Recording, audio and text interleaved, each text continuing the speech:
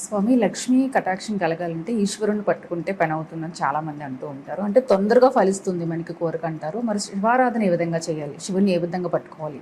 లక్ష్మీ కటాక్షం గురించి మంచి ప్రశ్న. డైరెక్ట్ మీరు చెప్పిన దాంట్లోనే రహస్యం ఉందా? ఏమిటా రహస్యం అంటే, సాధారణంగా డబ్బు కావాలి అంటే ఒకటి లక్ష్మీదేవిని పట్టుకోవాలి అనుకుంటారు. డైరెక్ట్ లక్ష్మీదేవిని పట్టుకుంటే డబ్బు వచ్చేస్తుంది అనుకుంటారు. లేదు, ఇంకొంచెం తెలివితేటలు ఉపయోగిస్తే కుబేరుడు యక్షరాజు నవనిధులకు అధిపతి కాబట్టి కుబేరుని ఆరాధన చేసేస్తే వచ్చేస్తుంది అనుకుంటారు. కానీ కుబేరుడికి కూడా ఐశ్వర్యదాత ఎవరయ్యా అంటే పరమేశ్వరుడు. ఆయన ఉండడానికి కైలాసంలోనూ శ్మశానంలోనూ ఉంటూ ఉన్నా ఆయన అనుగ్రహిస్తేనే కుబేరుడికి కూడా ఐశ్వర్యవంతుడు అవుతున్నాడు. ఐశ్వర్యవంతుల వలన ఆయన అనుగ్రహించారు. ఐశ్వర్యం ఈశ్వరాదిచ్చే, ఈశ్వరానుగ్రహం ఉంటేనే ఐశ్వర్యం సిద్ధిస్తుంది. దీనికి మనం తంత్రాన్ని జోడించుకుని శివారాధన చేయిస్తే, ప్రత్యేకించి ధనాకర్షణ కోసము లేదా ధనసిద్ధి కోసము లక్ష్మీ అనుగ్రహం కోసము ప్రత్యేకించి చేయాలంటే శివారాధన అతి ముఖ్యంగా. సాధారణంగా శివారాధన చేస్తేనే ఐశ్వర్యం వస్తుంది. ఇంకా విశేషంగా చేయాలంటే కనుక ప్రత్యేకించి మన సంకల్పములు ఏ సంకల్పం అయితే ఉంటుందో ఆ సంకల్పం నెరవేరడానికి, అలాగే విశేషంగా లక్ష్మీ కటాక్షం లభించడానికి కూడా ఈ తంత్రం ఉపయోగపడుతుంది. అదేమిటి అంటే, మనకి మారేడు చెట్టుకి పండ్లు కాస్తూ ఉంటాయి. దాన్ని బిల్వ ఫలము, శ్రీఫలము అని కూడా అంటారు. ఈ శ్రీఫలానికి సాక్షాత్తు శ్రీ మహాలక్ష్మికి సంబంధం ఉంది. శ్రీ మహాలక్ష్మి మహాశివభక్తురాలు.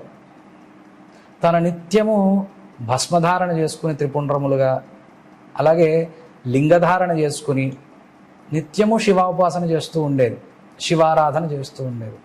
ఈ శివారాధనలో కొన్ని నియమాలు ఉంటాయి. ఆ ఉపాసన చేస్తున్నప్పుడు, లింగార్చన చేస్తున్నప్పుడు తను కూర్చున్నటువంటి ఆసనాన్ని కదలకూడదు వంటి నియమాలు ఉంటాయి. అలా అమ్మవారు చాలా దీక్షగా సహస్రనామార్చన చేస్తూ ఉండేది అనమాట. తామర పద్మాలను తీసుకుని 1000 తామర పద్మాలు ప్రతిరోజు స్వామికి సమర్పిస్తూ సహస్రనామార్చన చేస్తూ ఉండేది. స్వామి పరీక్ష పెట్టడం అనుకున్నాడు, ఒక పుష్పాన్ని దాంట్లోంచి తొలగించడం. పూజ చేస్తున్నారు, ఇక్కడి నుంచి కదిలే పరిస్థితి లేదు.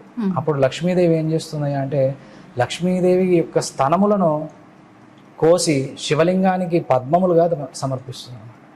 శివుడు ఉప్పొంగిపోతాడు తన వీరభక్తిని చూసి, లక్ష్మీదేవి యొక్క వీరభక్తిని చూసి. ఆ యొక్క సమర్పించినటువంటి వక్షాన్ని తీసుకువెళ్ళి శ్రీశైల శిఖరం మీద స్థాపన చేస్తాడు ఆ భక్తికి మెచ్చి. అలా స్థాపన చేసినటువంటి శ్రీ మహాలక్ష్మి యొక్క వక్షము నుంచి ఉద్భవించినటువంటిది శ్రీ వృక్షమైంది అనమాట.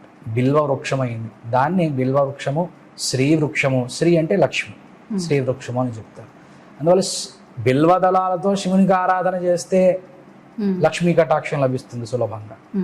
ఇంకా విశేషంగా చేయాలన్నప్పుడు ఆ బిల్వ ఫలము ఎన్ని లభిస్తాయని, లేదా ఒక ఫలాన్ని, కనీసం ఒక ఫలాన్ని తీసుకొని, ఒక 5 బిల్వ పత్రాలను తీసుకొని, ఆ 5 బిల్వ పత్రముల మీద మీ గోత్రనామాలు అష్టగంధములతో, అష్టగంధములు అని ఉంటాయి, అష్టగంధాలను తీసి అరగదీసి వాటిని చక్కగా ఒక చామంతి పుష్పం పూలతో కానీ లేదా ఒక అగరబత్తితో కానీ చక్కగా దాని మీద మీ గోత్రనామాలు రాసి, ఆ మారేడు పత్రములు అలాగే మారేడు ఫలము ఒక తెల్లని వస్త్రంలో కొన్ని తెల్లని బియ్యము వేసి మూటగట్టి ముడుపుగా శివునికి సమర్పించినట్లయితే అఖండమైనటువంటి లక్ష్మీ అనుగ్రహం కలుగుతుంది.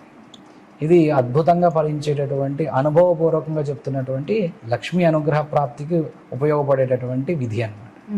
చాలా పవర్ఫుల్ గా చేసుకోవచ్చు అందరూ. మీరు అన్నట్టుగా శివుని పట్టుకుంటేనే మనకు ఐశ్వర్యం వస్తుంది. ఇంకెంత స్పెషల్ గా చేస్తే ఖచ్చితంగా ఆయన అనుగ్రహిస్తారు. మంచి పరిహారం చెప్పారు స్వామి.